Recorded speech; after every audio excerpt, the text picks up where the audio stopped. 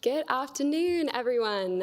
Thank you so much for joining us for today's Atlantic Council Front Page event. I'm Clementine Starling-Daniels, Director of the Forward Defence Programme within the Atlantic Council Scowcroft Centre for Strategy and Security. It is my pleasure to welcome you to the latest instalment of our Captains of Industry series, Forward Defence's flagship platform exploring the evolving relationship between the Department of Defence and the private sector. Today's event on mission integration in the defence ecosystem features Toni Townes-Whitley, the CEO of SAIC, moderated by Fred Kemp, President and CEO of the Atlantic Council. Thank you to our distinguished speakers and to you all, our in-person and virtual audience, for joining us for this timely discussion. The United States stands at a pivotal moment in national defence, facing a rapidly evolving threat landscape at the same time that innovation in the private sector is accelerating at speed. Emerging technologies in AI, autonomy, sensing, and advanced manufacturing hold immense promise for transforming US and allied military capabilities. But technology on its own does not deliver deterrence. The real challenge and opportunity lies in translating technological advancements into operational and strategic advantage. That requires more than procurement. It necessitates integration. Mission integration is the connective tissue between promising commercial technology and the specific operational needs of warfighters. It's not just about fielding new tools, it's about ensuring those tools work within the unique context and constraints of modern military operations. The defense industrial base plays a key role, not simply as a production engine, but as a dynamic ecosystem of technologists, mission integrators, and acquisition professionals who can help translate innovation into capability at speed and scale. The Atlantic Council's Forward Defense Programme is committed to this mission of strengthening US deterrence and its ability to adapt to the future of warfare. That means fostering deeper collaboration between commercial innovators, mission integrators, and national security and military leaders so that cutting-edge technology reaches the field in a way that supports US deterrence and strategic overmatch. Today's conversation focuses on a critical, often underappreciated piece of that puzzle, the role of mission integrators. These are the bridge builders who understand both the speed and creativity of the commercial sector and the rigor and complexity of military operations. Convenings on this topic are integral to the Scowcroft Centre's mission of developing sustainable, nonpartisan strategies to address the most important security challenges facing the United States and the world. The Centre honours General Brent Scowcroft's legacy of service and embodies his ethos of nonpartisan commitment to the cause of security, support for US leadership in cooperation with allies and partners, and dedication to the mentorship of next-generation leaders. Consistent with that mission, the Scowcroft Centre's Forward Defence Programme delivers on the Atlantic Council's US and global defense programming, developing actionable recommendations to the United States and its allies and partners to compete, innovate, and navigate the rapidly evolving character of conflict. Through our work on US defense policy and force design, military applications of advanced technology, space security, strategic deterrence, and defense industrial revitalization, we inform the strategies, policies, and capabilities that the United States will need to deter and, if necessary, prevail in major power conflict. Before we get started, just a few housekeeping notes. This event is public and on the record. For those joining online, you may ask questions via askac.org throughout the event. And if you're here in the room with us, please raise your hand during our Q&A session and wait for a microphone. When you ask your question, please just include your name and your affiliation so we know who you are. And for those online, we encourage you to join the conversation on X by following @AC Scowcroft and using the hashtag #ForwardDefense. It's now my pleasure to introduce Steve Grumman, Senior Fellow at the Atlantic Council and Director of the Arsenals of Democracy Project, which produces the Captains of Industry series. He will formally introduce Ms. Townes-Whitley. Thank you for joining us.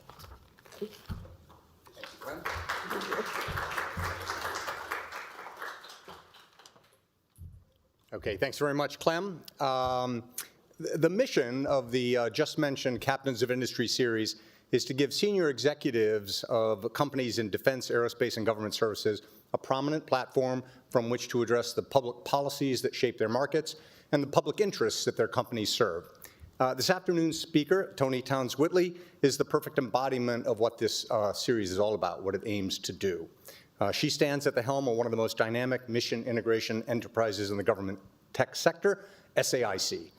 It's a Fortune 500 company with annual revenues of $7.5 billion and 24,000 employees. The company has thrived under her leadership. Since being named CEO in October 2023, she has expertly pivoted the company toward integrating emerging technologies like secure cloud, operational AI, multi-level security, and digital engineering into complex mission environments across defense, space, civilian, and intelligence markets. In the still short duration of her tenure, Toni already has made her mark on the company, building SAIC's innovation ecosystem from startups to hyperscalers, leveraging emerging technologies to drive demonstrable impact to SAIC's customer missions, and growing the company organically, strategically, and profitably.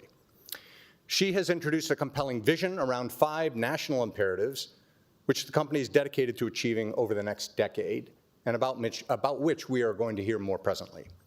Prior to coming to SAIC, Toni served as a president in both Microsoft and CGI, and she currently serves on the board of directors of NASDAQ and other companies. I hope you please will join me now in welcoming Toni Townes-Whitley to the stage of the Atlantic Council front page. Appreciate it.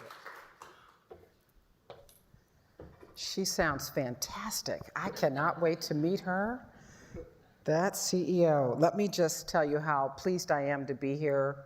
Let me thank the Atlantic Council for not only this opportunity, but the opportunity they afford to my peers across this industry and the conversation that they continue to lead and sometimes instigate around national security that's so needed for this country, for the globe. I'm just going to take a few moments to sort of set the stage. Actually, I think Clem already gave my keynote. I think she did a phenomenal job, and we could stop right here.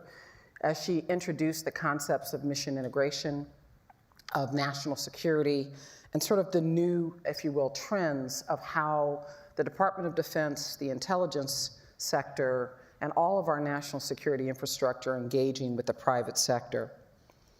In many ways, I've started this conversation and in different audiences questioning whether even the taxonomy that we use is appropriate. The defense industrial base. In many ways, our country is part of an emerging national security innovation ecosystem. What was defense is now national security. We have moved beyond physical perimeter security of our own borders. We've talked about global conflicts where we have deployed warfighters around the world to a broader definition of national security, which includes critical infrastructure, cyber, space, and other domains beyond the military services. So when we think about the word defense, is it in fact anachronistic, is a question. We think about industrial. Are we talking about an industrial base, an anachronistic set of companies and capabilities that we've used to fight the last X number of wars? Or are we talking about an ecosystem that's developing, where innovation and speed to mission are actually driving the requirements, where we engage not in building weapon system by weapon system or munition by munition, but we're actually operating in a more horizontal fashion, where we are coalition fighting and data has become the new currency. Data that would drive predictive decision-making, data that would compress kill chains in various areas where we are warfighting, as in the Indo-Pacific, where we are even thinking about acquiring technology as an asset to the battlefield and as a protection for the warfighter. And so I start with the premise that the use of words like the defense industrial base that we have proudly been a part of, SAIC, for the last 57 years, may be evolving as well. And perhaps the use of new language helps us think about broader concepts of how our military shows up, not only in this country and around the world, but with our partners around the world. The stage I'd set for you is one that you're already familiar with, so I won't drain my time here explaining about the global pressures that are changing and the volatility of the world that we are in. I think we know that our near peer and adversaries have capabilities that are emerging that we are seeing have to be part of how we think about the changing trends in our own warfare. Whether it is with China, an amazing focus on the supply chain, their ability to drive asymmetric warfare, their hybrid warfare capabilities, their focus on space and, if you will, production satellites, all the way from a Russia that, while we have seen some diminishment in their ability, if you will say, in the ground warfare attack, they have absolutely continued in their cyber and, if you will, non-kinetic capabilities. Russia has continued to prevail. And then obviously we have others that are in the arena with Iran and others who are playing, if you will, with state actors that operate in hybrid attack modes to this country and to many of our allies. So we have a change. We have a change not only in who the players are, how they engage, where they show up, but quite frankly, what they leverage. And if there's one message that I would start with beyond this need for change and how we talk about the defense industrial base is the understanding that whatever we call it, an industrial base or an innovation ecosystem, we have to know how to leverage all of it to protect this country and to protect this planet. Our adversaries are using their entire industrial base. They are getting stronger and stronger in how to use every asset. And as we see even some of our partners around the world, we look at a Ukraine as an opportunity to look at what it is to use all of the assets of a country in defense of a country. It's been a phenomenal lesson for us in the United States to watch the use of a talented citizenry, a more tech-enabled citizenry, to use every asymmetric effort, whether that's a $10,000 drone taking out a $400 million system or set of systems, whether that is the use of economic individuals in the country, leaders, how they have changed capital structures to support their militaristic efforts to protect, how they have, quite frankly, we might call a MacGyver approach to every kind of asset they have, bringing together to secure their position. There's a way of thinking about protecting a country that we've learned, and we've also seen the role of what I'm probably focused most on with my company, SAIC, which has evolved to be this conversation around mission integration. When we think about how the US particularly lines up currently, we now have a situation where, as a country, we have the opportunity to bring all of the services across the Department of Defense, the intelligence agencies, and our Homeland Security and other civilian agencies to the fore at a data level, if you will, to understand the role of technology and commercial technology. The signals are there from this administration that commercial technology is a high demand signal for the Department of Defense and national infrastructure. The signals are there that we're going to reform how that technology is acquired and that we are going to move from old models of cost plus contracts to outcome-based, where we will measure mission outcomes. The signals are there that private equity is following the signal of moving capital towards this sector and looking for signal from the sector that those investments, particularly the R&D investments that they're making on Horizon 2 and 3, that those investments will have a return on that invested capital. So we're in an environment that for a company like SAIC that has sat at the intersection of bringing sort of the most austere mission environments around the world, sitting with the warfighters and bringing commercial technology, digital capability, digital engineering, operational artificial intelligence. Bringing that to the fore in a mission environment is what we've been doing, and we're thrilled to see some of the signals, quite frankly, we always would hope that that would be an open playing field that we can engage as broadly as possible to continue to integrate those capabilities into various mission outcomes. So the time is ripe right now for the country to evolve in our thinking of how we look at commercial technology, how we look at investments in private equity, and how we look to bring those together for orchestration in the current world order. So mission integration has been our theme. It's been a theme that's evolved from system integration that we were known for many years ago to what we would call system of system integration to mission integration. And what are we talking about? We're talking about the open, agnostic, tech-agnostic ability to build various architectures that plug and play technologies independent of where those technologies are sourced. Whether it's a garage of 3 individuals of innovation to a hyperscaler like Amazon Web Services or Microsoft, that we can plug and play capability to drive to what outcome? Interoperability.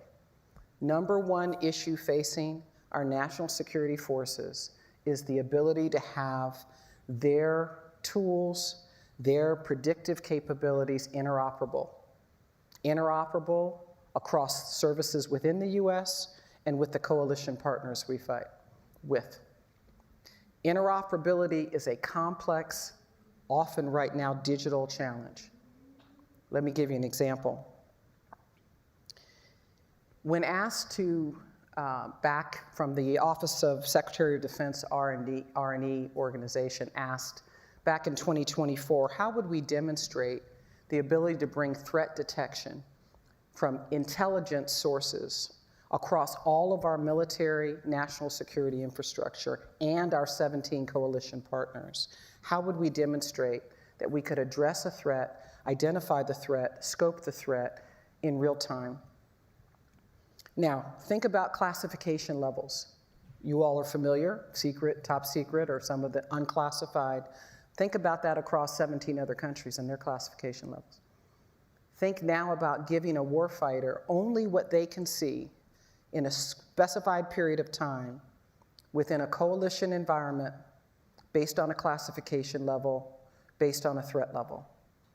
Real time, across 17 partners, demonstrate threat capability. That is where compute and store, cloud, quantum, and various digital skills come together.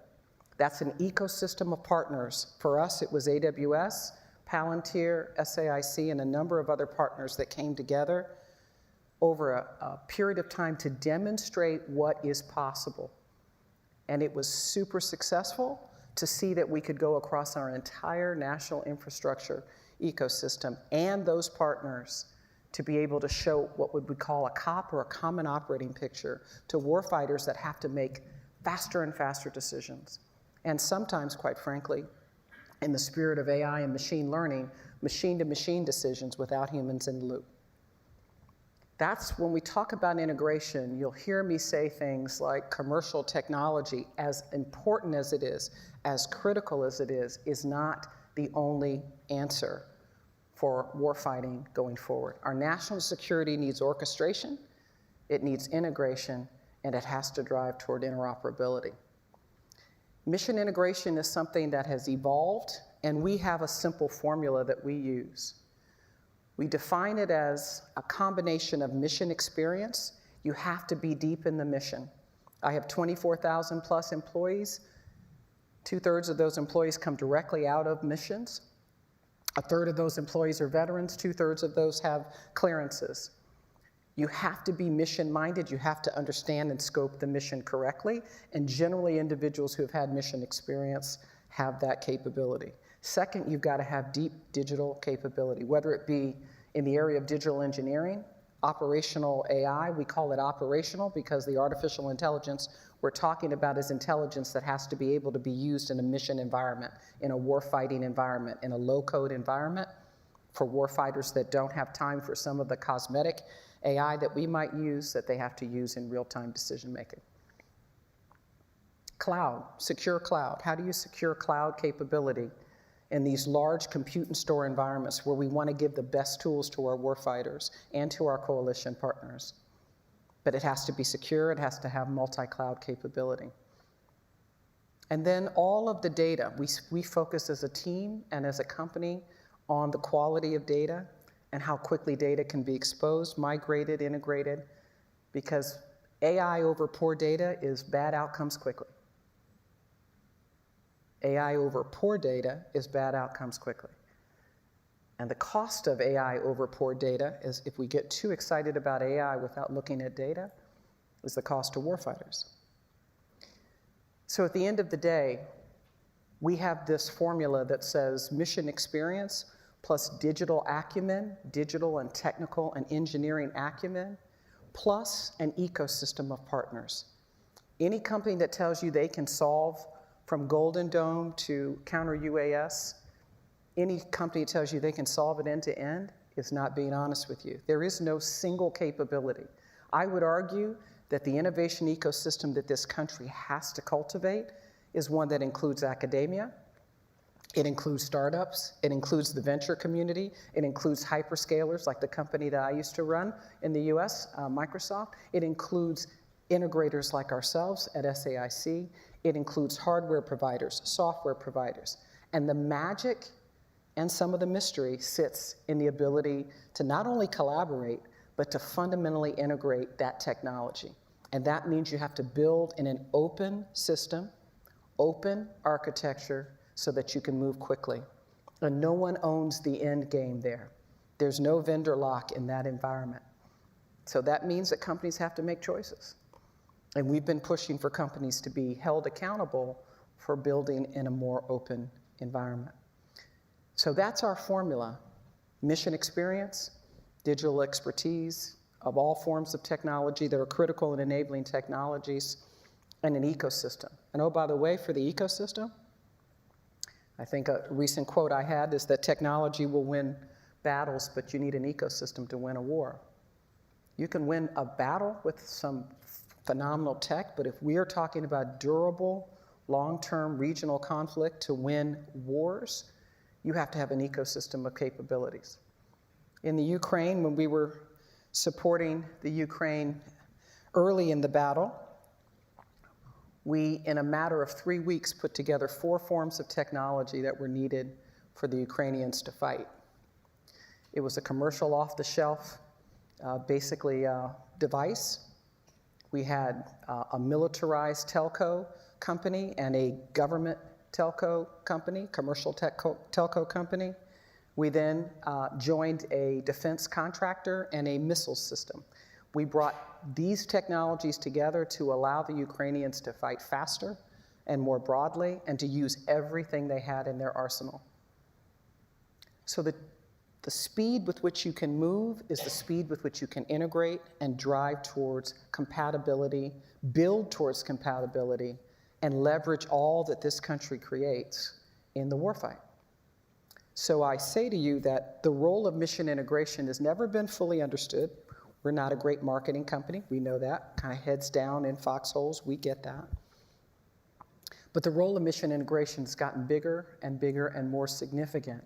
So when you talk about a Golden Dome or different opportunities to look at defending our airspace, defending our borders, when you talk about what CBP does at our border, targeting and surveillance, the way an integrator approaches that is an ecosystem. We have probably 30 partners working with what SAIC does at our border to defend, from biometrics to surveillance, to giving a border agent the opportunity real time with touchless fingerprint capability, real time to understand whether they have friend or foe in front of them. It's also the same capability that we use for counter unmanned aerial systems or counter UAS, that we use to demonstrate how we can protect our warfighter, but also how we can protect our border from fentanyl coming over the border. We use the same technology to defend this country in different ways. So I'd like to suggest to you that not only do we have an evolution in the defense industrial base more towards a national security innovation ecosystem, we have a role of mission integration that's evolving, expanding, and critical, given the nature of how this country protects itself, its critical infrastructure, fights with coalition partners, and addresses regional conflicts around the world. We need to understand it. We need to acquire it. We need to send the right signals to the private sector that it matters and that we understand the investments that are needed. And I would suggest to you that the folks who understand it the best are the warfighters themselves. No one in the combatant command of the Indo-PACOM needs a conversation about mission integration. They live it. Combatant commands always CENTCOM understands this. And as we look forward to the coalitions that are evolving, and I know we're going to talk a little bit about this, we look at Europe, we look at the defense sort of buildup that may be occurring there. There's a leapfrog opportunity for them to leverage integration and mission integration as a way of resetting and governing their warfare capabilities. If they follow the US pattern of having buying things in weapons system approach or munitions approach, if they follow sort of vertical integration approaches, they will continually lag. There is an opportunity for them to use the best of commercial technology if they have a framework and engagement around mission integration. Let me close here because I think I'm looking forward to some tougher questions here because I've already been pre-vetted that tough questions are coming, so I have my water bottle and I'm ready. I joined SAIC 21 months ago, having left Microsoft's US business and global public sector business and sort of selling technology around the world in about 140 countries. And I came back as a proud military brat and daughter of a 3-star general who's our comptroller of the Army and a military family of aviators and warfighters. I came back to a sector that I had the opportunity to apply all the emerging technology that I had a chance to start to build at Microsoft here with SAIC. When I came back to the organization, you heard in the intro, I did bring an up-tempo approach, and so it was a bit of a giddy-up when I got there because this is a company that has, I would argue, is a national asset for this country, but had in some ways not remembered its legacy. I called the founder's daughter, founder Dr. Beister, very feisty nuclear physicist. He had already passed. His daughter, I called and said, what should I think about when I step into this company?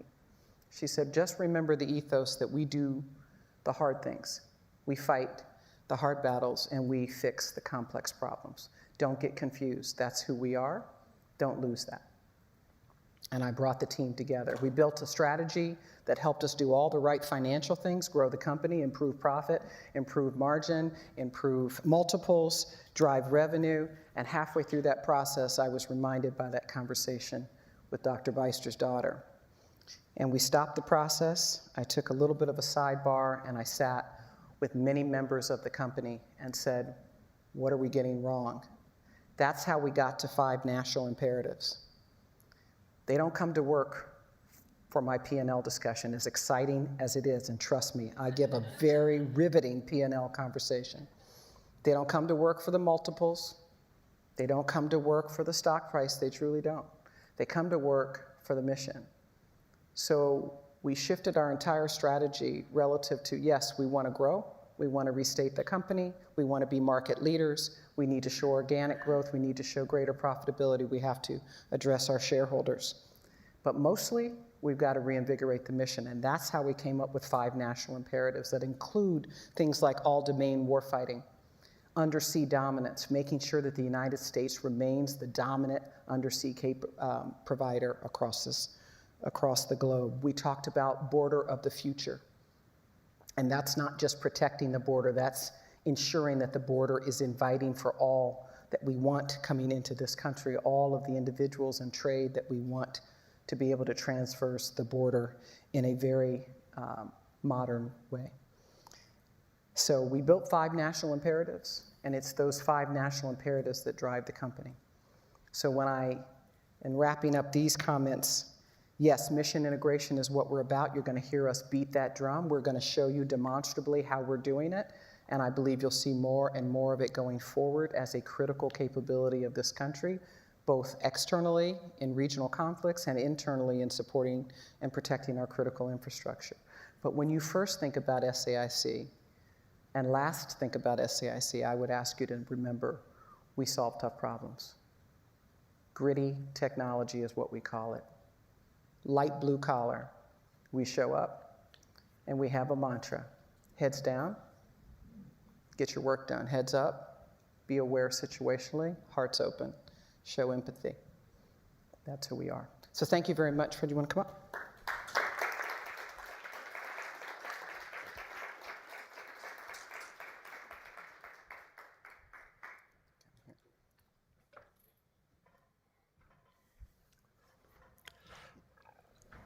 Wow, that was terrific. Toni Townes-Whitley, thank you so much for really a thought-provoking speech. So much to build on that. I'm going to ask a few questions. I'll start with a bit about you, a bit about the world, a bit about your company. I hope we'll have time to get some audience questions. I'll try to spot you in the audience. But also, if you're online and watching us, or even if you're in the audience, you can send a question to askac.org, and it will show up here on my little screen, and I'll be able to ask it. So you asked for a really, really tough question or two, so I'm going to ask one. Go for it. Where did you grow up? Everywhere. I moved 11 times before I graduated from high school. I'm a military 11 times. Born in Fort Benning, Georgia. Daughter of at that point he was a non-commissioned officer, got picked up for officers training school and followed a military father and a teacher mom across Berlin and Checkpoint Charlie. No pictures of what I looked like in Berlin. They dressed us in lederhosen. We'll talk about that later. So very concerning photos. But a lot of time in Berlin and all over the world, and every military post that you can imagine, from Fort Leavenworth, Kansas to Fort Dix, New Jersey. Yeah, so I have German immigrant parents, and I've never let them put me into lederhosen. So you did better than I did. I was too young. So I mean, such a fascinating background. I mean, you just look at the description of your job. Annual revenue, $7.4 billion, 24,000 employees, SAIC, engineering, digital, artificial intelligence, mission solutions, do the hard stuff, as you said, defense, space, civilian, and intelligence markets.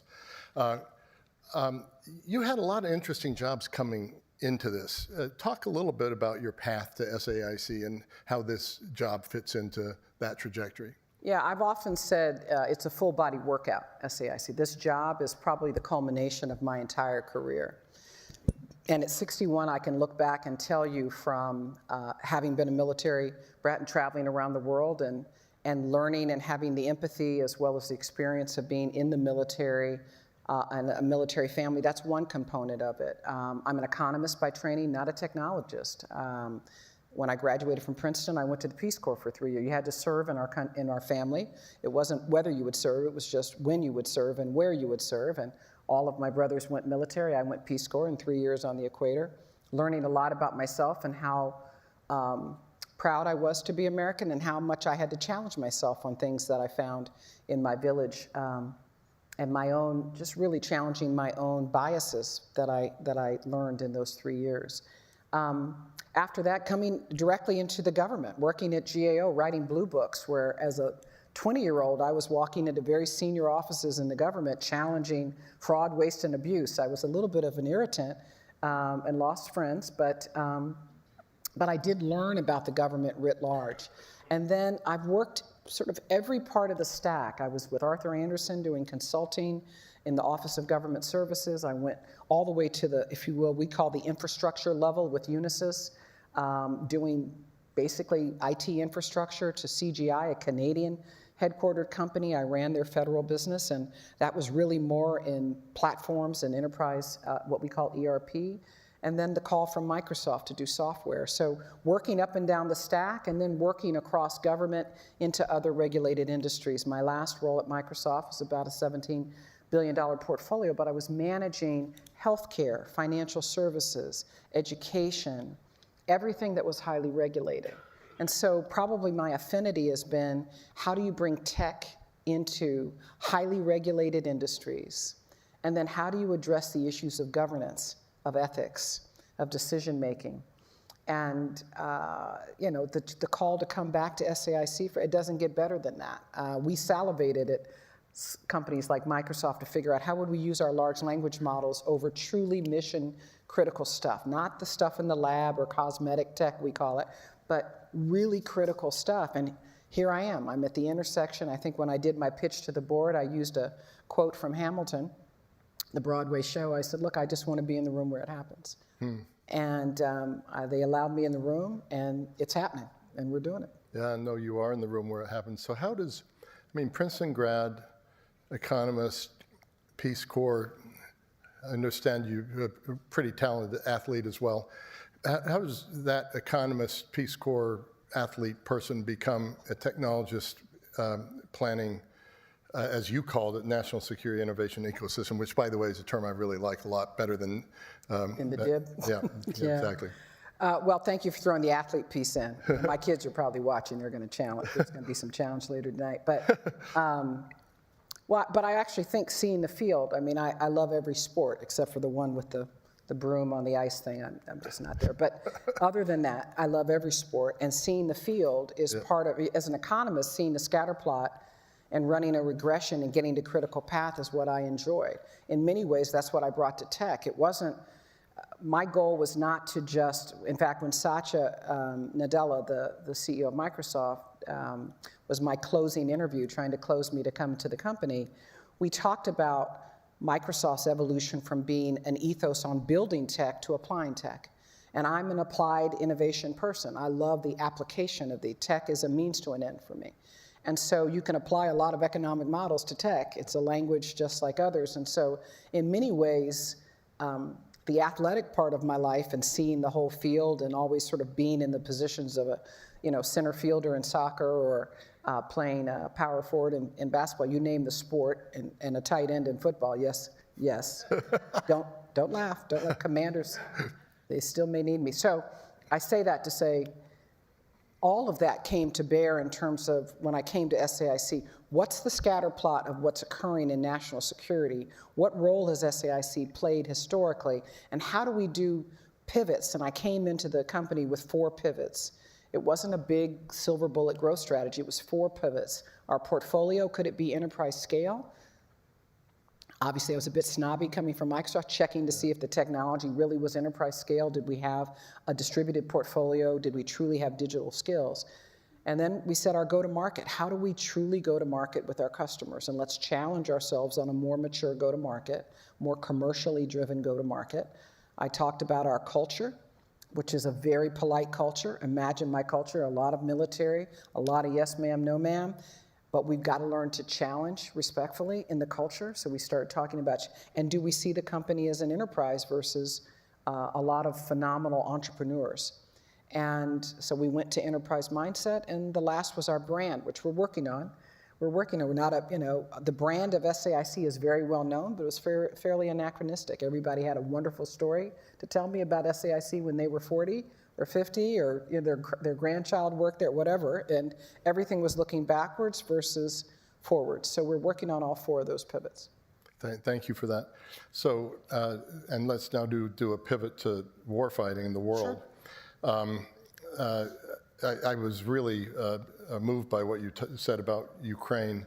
I was just talking to someone who just came back from Ukraine, a senior European official, and he visited a drone manufacturing site. And so you had the manufacturing, and next to the manufacturing were the drone operators hitting their targets, many of them from the gaming industry.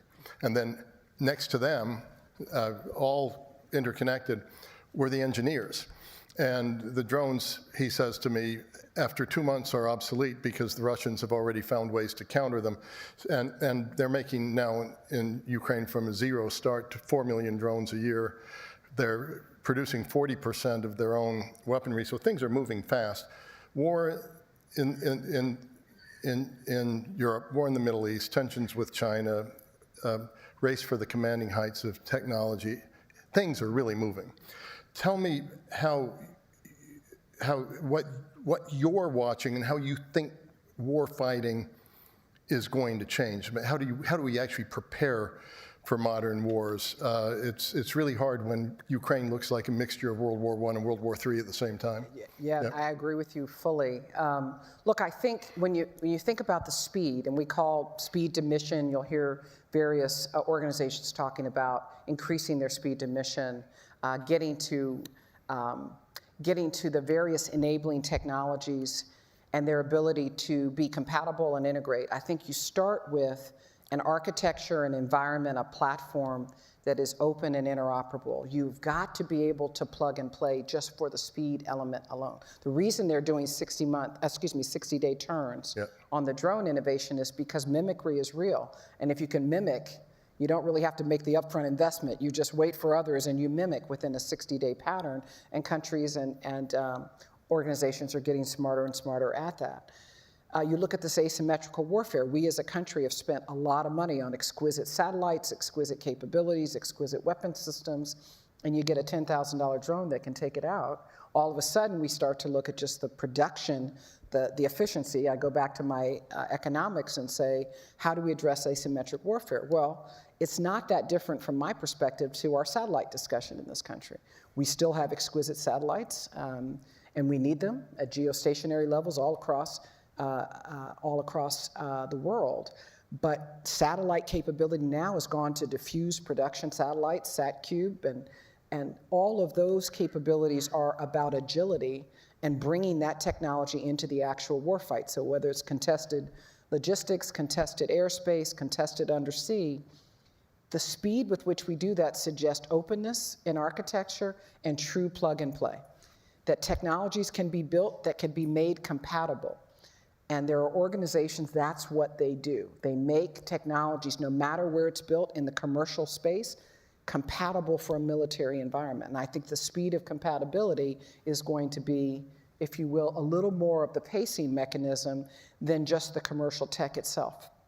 Now, there are electronic warfare, there's some, if you will, build innovation that's still required. We have to build faster and better in certain innovations. But I would say, again, back to applied innovation, we've got to stay balanced between building new cool things and being able to orchestrate them in a military theater. If you can't orchestrate it, it really doesn't matter how wonderful the tech is. If it doesn't work, or if it goes out, or if there's no continuous operating model, and it doesn't complement or is not compatible with the next, it becomes, quite frankly, obsolete. And that gets to your really terrific quote, technology may win battles, but ecosystems win wars. China, Russia, again, talking to this European official, he says, look, Ukraine is learning at warp speed, but two countries are as well. And Russia, for sure, they're on the battlefield, but he felt China also in the same way. They're working to undermine the US-led rules-based international order. They've said it, no limits partnership. They're asserting their own visions. What role are peer competitors, near-peer competitors, especially China, also Russia, playing in the transformation you're talking about? And what are the technologies, we'll get to artificial intelligence, maybe this is a point to do it, but what particular technologies are giving the impetus to these changes? What are the leading so I would suggest to you that, and they're playing sort of different ground games and long-term games between the different countries. China has almost a renaissance capability to use not only direct warfare, if you will, but their cyber, their economic warfare. They use almost every element. And they use AI across all of that. I think one of the areas that we've been spending time is understanding, obviously, there's a lot of excitement around generative AI and the ability to sort of generate content. But agentic AI is probably, the agentic web was announced over the last couple of months. The agentic web is the agent, digital agents, digital assets. So think of when we just, hey Siri or whatever you talk to during the day, we've gone from asking an agent to tasking an agent, right? Now I'm going to ask you to go do something, to a full role-based agent. So we are building, and you'll see in the industry, particularly industry supporting national security, the use of a digital workforce, meaning humans and digital assets, digital agents. They have to work together. The agent is supposed to build the productivity of the human and increase that productivity. But now we have agents that can do whole roles, whole jobs in themselves. And that's going to be critical as you think about autonomy and what we want to do externally in warfighting, the role of digital agents. If there are agents that can do full roles, think about my 24,000 employees and maybe over the next year, my 10,000 digital agents that are now part of my digital workforce. I don't have a healthcare plan for my digital agent. I have a very different performance review discussion with the digital agent. The digital agent can be deployed in different ways. And so this is part of a technology that will fundamentally change not only price points of how people price capability, but how we build more capability within the industrial base. And agents may be playing roles externally where we start to move away from a human in the loop on certain parts of the defense apparatus. And so I will say agentic AI, something we call RAG, which is retrieval augmented generation. That's a form of AI that can not only, the large language model doesn't just learn over the source of data you've provided, it learns so much about your data, it finds other like data outside of your source. So retrieval augmented generation, or RAG, is a technology that's being used significantly across the national security space. It is an inclusive data technology, and it allows for a much better answer, a much better picture of the problem, a faster return on that, and you don't have to be able to identify every data source. It becomes smarter and smarter about data sources that it believes are part of the broader piece. So you'll see AI. One thing I would say, because people ask me a lot about AI, we need to see AI. It's almost the way when people would say to me, when I lived in Africa, they thought Africa was a country. And they would say, oh, you probably know my friend who also lives in Africa. Well, oh yeah, it's a continent, but okay, we might. Yeah. We'll do a word search, a name search. But AI is a portfolio. It is not a single technology. It's a set of technologies. And whether it's operational AI or sort of generative AI or RAG or agentic AI, all of these are different capabilities. They all use large language models, but they use them very differently. And so the portfolio of AI is what is being used both offensively and defensively. Now we do it with our counter systems. Now we can, with a drone swarm of drones, we can catch it with a net, if you will. We can wrap it. We can redirect it. The AI can help us redirect. It can help us reprogram the drone to go back to where it was. It's super amazing. It's fascinating, futuristic stuff, but the future is now. You've already got us deep into artificial intelligence. Let me pose one more question on this front. I was in Pennsylvania. Senator McCormick brought together a conference on energy and AI innovation. The president attended, and Chris Wright, the energy secretary, compared the race for artificial intelligence dominance to the Manhattan Project. You know, it's a very different race than the Manhattan Project, and I can list all the reasons why it is. But in what way is it the same? Or I think what he was saying is we don't want to get there second. We don't want to. If we don't have the right technologies for national security and for defense, and we're behind the Chinese and the Russians, it could have the same sort of consequence. I think that's what he's aiming at. But what would be your No, I mean, look, I think there's two elements to it. I think there's a big conversation about how much it gets regulated and where. And I think we just recently had the AI report came out, is it yesterday? I think it was. Yesterday, yep. And if you can see where there's obviously a bring it, let's go commercial, a real openness to AI and a desire to not let a regulatory burden slow down the commercial AI that's being brought to government. But if you're heavily into the national security space, there is going to be, and I would argue there probably should be, focus on a regulatory frame, because these decisions as stewards, the government plays a different role than private sector. They have stewardship as a role. Private sector doesn't have that. Private sector can indemnify and warranty themselves. The government generally can't do that. And so, and there are missions that are mission sensitive that I would argue the regulation, or at least the ethical frame or the decision models around AI should be open and transparent for some scrutiny. But there is a concern, how do you slow down the tech in trying to overly regulate the tech? And that's going to be, as we talked about, even Europe, as they go forward with sort of a defense posture, it's one of the areas I think is going to be hard, is the understanding of data rights and of AI and how far we want to go on data privacy is going to be a challenge, I think, in that environment. So my thought is, as we keep going on this AI discussion, I don't know if it's a race, again, if it's a portfolio, it's a race to what part of the portfolio will be most meaningful for the various missions we're trying to address. We use AI across this country in many different industries, but it really is going to be not are we behind, but how can we drive adoption, operational use, and yet at appropriate level of governance and regulation that doesn't stifle the technology itself. Thank you for that. So we have, I see one question in the audience. I have several here. So let me first turn, and do we have a microphone ready for Harlan Ullman in the front row here, please? Okay, sir. Okay, if I can get up. Hi, I'm Harlan Ullman, and thanks for your comments. I wanted to refer back. I sit on the Congressional Commission on the Future Navy, so you'll appreciate my questions that apply first to your comments about the common operating picture, and second about how you provided almost instantaneous response to the Ukrainians. When I left the Navy 40 years ago, we embarked on a project to do exactly what you were doing, bringing real-time intelligence to operational commanders. First, what's taken us so long? And second, how are you going to go about providing instantaneous responses to the U.S. military in real time, in minutes and hours and days, when it takes decades? How are you going to do that?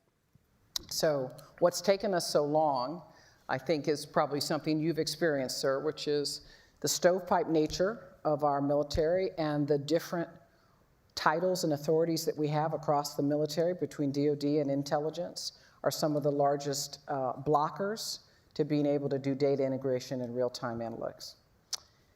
The technology has existed for, if you will, predictive data and data integration for a while. This is, to me, this is not a tech issue.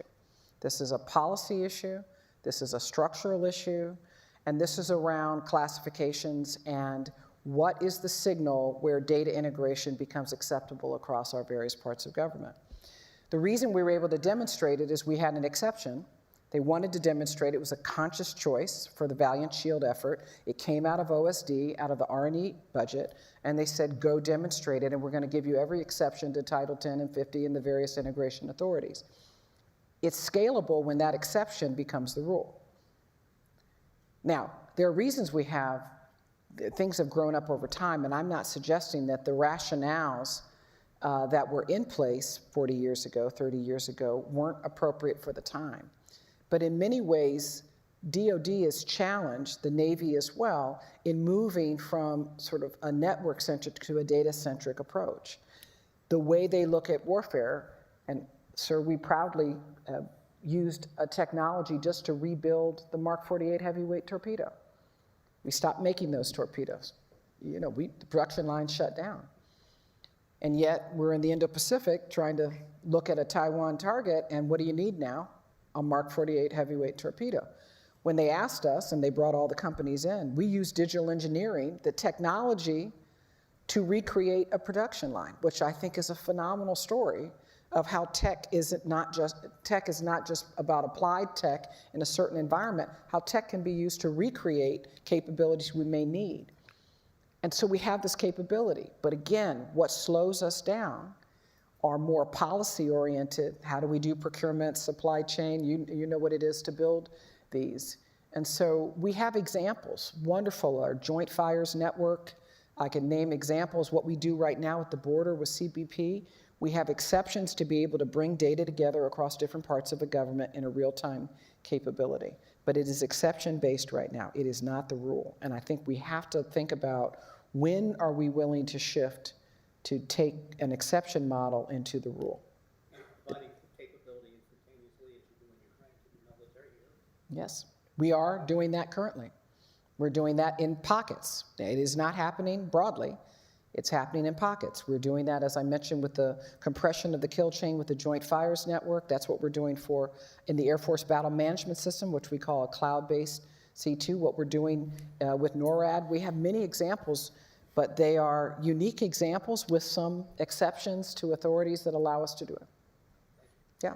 Let me take a question from online. Gabrielle Ellicott asks, and this gets to mission integration, which you talked about quite compellingly. What are the defense security mission areas where you see integration as being particularly challenging? And are there areas where integration is easier? And if so, what are the ingredients that can augment integration? Yeah, so integration, one of the areas that can be challenging is integrating new tech with legacy systems. So as much as there's excitement about new technology coming into the government, we also have just an inventory of legacy systems that have to be modernized. And that can create sometimes an integration challenge. Systems that are 40 years old that were built in different computer systems, different bases, that you now have to integrate with new technologies, as I mentioned, RAG, or retrieval augmented generation, as part of AI. Being able to connect that type of AI into a legacy system, weapon system, has its challenges. And so we spend a lot of time on the integration of new with legacy. Obviously, things that are new to new, if you will, cloud-native solutions being integrated with new technologies can go faster because usually they're built in architectures that are more open. The enablers are open architecture, what we call modern, open, componentized, scalable, secure architectures. If you think about it, in the automotive world, that happened back in 2014 when Tesla went to an open source approach. It was a plug-and-play approach that transformed the automotive industry. And that's not about the model of the car. That's literally the approach to how we built. And that's the kind of transformative that we have to build in open architecture. So those are harder to the legacy systems that we have to. But I would say some of the technologies that are coming forward, digital engineering, we can simulate and do a digital twin and spin out a capability so fast. And that simulation and modeling capability is phenomenal. I'm super excited about what we can do there. I'm super excited about what the cloud offers. It's obviously got compute and store, but when you can get data in the cloud, you integrate it, you can export it, you can import it, you can really build analytics around it. That's a capability that enables integration very, very, as long as it's secure, and there's multiple clouds for multiple providers, so you want the best. And we probably take pride in running some of the largest cloud operations across the government right now. Thank you. So those are some of the enabling techs. So final question. We've run out of time, I'm afraid, but then more questions online that we could have got to. But I loved asking a person in your position this question. It's sort of the what keeps you up late at night question, but I also like the other side of it is what gives you hope. So what gives you the greatest concern right now as you look out at your mission set, and what gives you the greatest hope? The greatest concern I'll start with is if we somehow send a signal to our emerging innovation ecosystem that not all players are welcome. I think it would be the absolute worst time and worst practice of this country to send a signal that only a few players are welcome. I don't care who the players are. I can tell you that the ability to pull all that this country can do from academia, through the private sector, through large public companies, through non-traditional defense contractors, traditional defense contractors. This is a time for open playing field, demonstrate ahead of time what you can do, show us, let's get the capital structured and allocated in the right direction, and let's move. Because the adversaries we're facing, that's how they move. If we go backwards to some kind of bifurcated, old, new, the new dib, the old dib, good players, bad players, I think it's short-sighted, it's truncated, and I think it will affect national security. How can the Pentagon incentivize that? That was actually a part of a question that was here from Alex Smith. Yeah. How can the Pentagon incentivize industry with open architecture? But more generally, the world that you're talking about. I think the Pentagon, as well as the Hill and legislative, and we can look at the NDA and some of the policies that are coming, signals that you send to private sector about investing in the long term, what their return on invested capital, particularly for public companies that have shareholders and activists they have to deal with. Send the right signal of long-term investment. Send the signal of advanced procurements when we have supply chain challenges and single points of failure across the supply chain to build ships for this country. And we have mom and pop shops that, quite frankly, don't get the right signal from the government, and they are a critical point of failure for the building of key munitions and weapon systems and ships for the country. We need to send signals that are consistent and that are open and inclusive to the private sector. DoD has to make sure as well that when they send that signal, they have to circle it with budget, acquisition, all the functions. We can't just keep doing exercises in the desert to show that we have capability without then adding a budget office and a way to show that that's going to be funded and a funding single multi-year. So there are roles for everyone to play. The Hill has to play a role when they authorize NDAA going forward, sending the signals of an open playing field. DoD needs to suggest that, hey, if we're going to move towards the Indo-Pacific, if we're going to get ready for a potential challenge there over the next 24, 36 months, how do you send signal to the industry that we need to be there? I think that's one of the number one issues, and poor signals in is poor output from the private sector. What I am encouraged about, I want to end on a positive note though. Yes. First of all, I'm encouraged. I still have the opportunity to go back to my alma mater as well as work with a wonderful group of MBA students from Stanford here in Washington. I'm encouraged about our young people. I'm encouraged about the native technologists. They've come out, they've grown up in an environment where they ask questions differently, they look at technology differently, and they engage. And I'm so excited that they still are very focused on applied technology and they want to solve problems. I love the problem solvers I work with. I've got a couple of cranky PhD students anyway, we're gonna work on them, the comp sci cranky folks. But everyone else, super interested in not just the tech that they're learning, but how do you apply? And that curiosity, that ability and willingness to apply to problems it's gold in this country. It's gold, and I hope that we encourage our young people to come into government.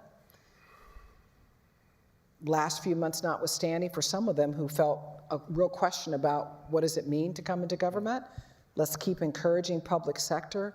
Let's get that strength. So I'm excited about the young people. I'm excited about the tech. I see startups every day. I see hyperscalers every week. We have so much capability, not just in this country, but around the world. I don't think there's anything we probably couldn't solve for. I'm really that excited about the tech. I go back to orchestration, interoperability, and sort of the complementary nature. We've got to make it work in real time, in real theater. And that's my job and the job of my company and many other companies, but it'd be great if we could start to celebrate that a little bit more. What a wonderful conversation, wonderful speech. Before I thank you, I want to thank Clem Starling-Daniels, who's leading our Forward Defense Initiative and the Captains of Industry series, which was the brainchild of Steve Grudman. Thanks to Steve as well, and thanks as well to John Bonzel from SAIC, whom we work with so closely. And thanks to all of you, particularly Toni Townes-Whitley. This was fascinating. You do hard things. So thank you so much for being with us.